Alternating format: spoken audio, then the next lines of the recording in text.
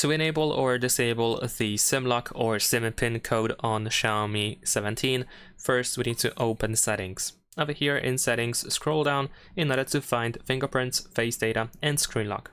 So let's go over here.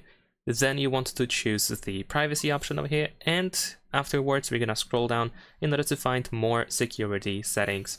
Over here in security settings at the top you should be able to find the SIM lock section, and of course if you have two SIMs active then you will find two options. You want to choose the SIM for which you want to toggle the SIM lock. And there we go. Over here we have the lock SIM option, so of course if you want to add the SIM lock you want to tap on the switcher to turn it on, and you need to enter the SIM card pin code.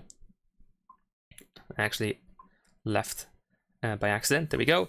And of course if you enter the correct pin code then the lock SIM is going to be activated. And if you want to remove the SIM lock you of course have to do exactly the same thing, so tap on the switcher, provide the pin code, and press OK. That is pretty much it. Leave a like and subscribe.